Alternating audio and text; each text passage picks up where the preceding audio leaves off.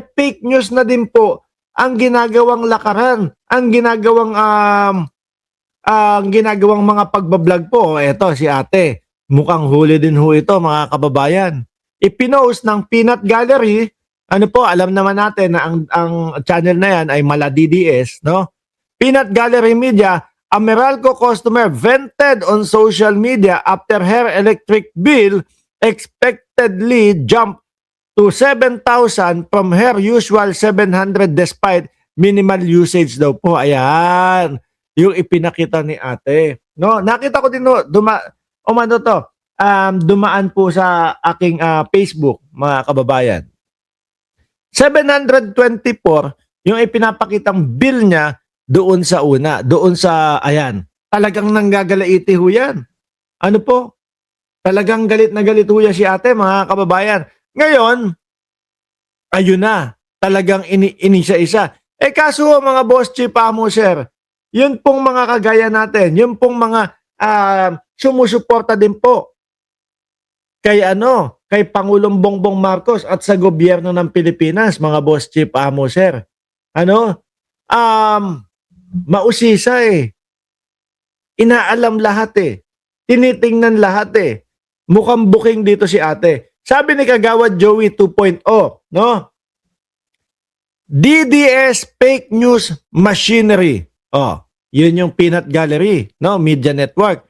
Magkaiba ang account number, no? Magkaiba ang account number, Peanut Gallery Media. Bakit naman kayo nag-share at nagpapakalat ng fake news?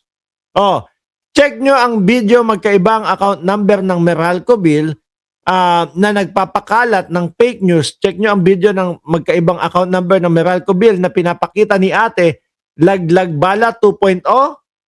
Di ba? Gumana na yan. Huwag nyo lokohin ang taong bayan. Panahon ni Digong na approve ang dagdag singil na yan. Tingnan nyo ho mga bossing. Eto, kung titingnan po yung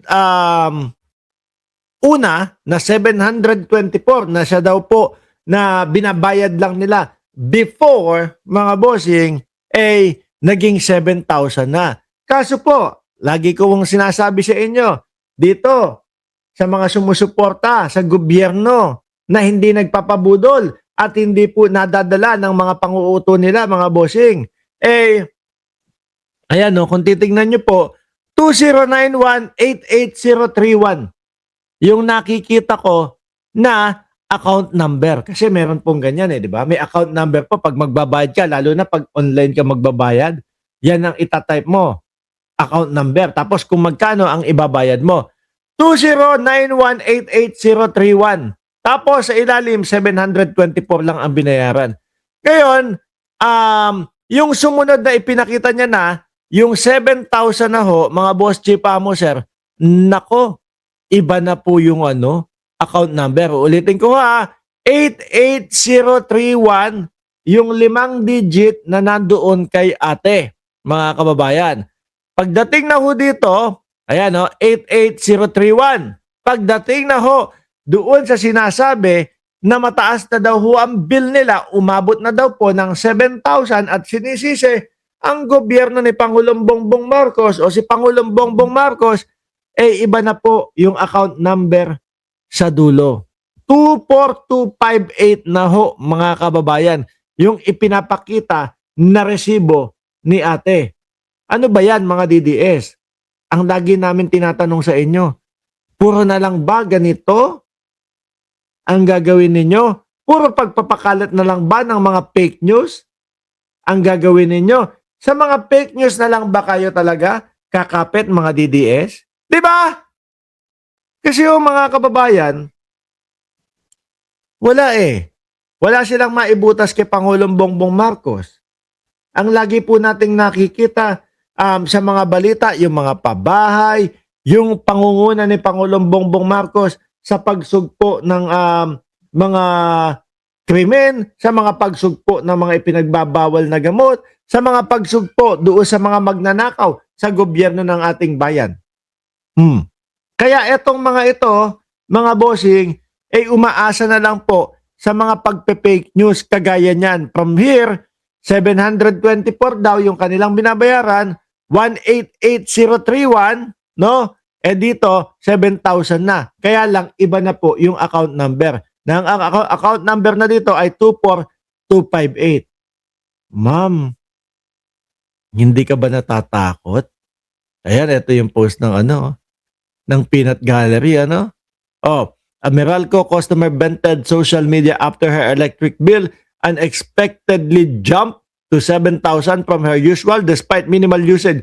She said her household only uses 2 electric fan and her television. Oo, pinapakita niya pa yan. Broken of 3 years, yet her electricity charge. Paano ba yan mga DDS? Kung ako sa inyo, ihihinto na yung mga pagpe-fake news na mga ginagawa ng ganyan. Kasi iyakin naman ho sila mga kababayan eh.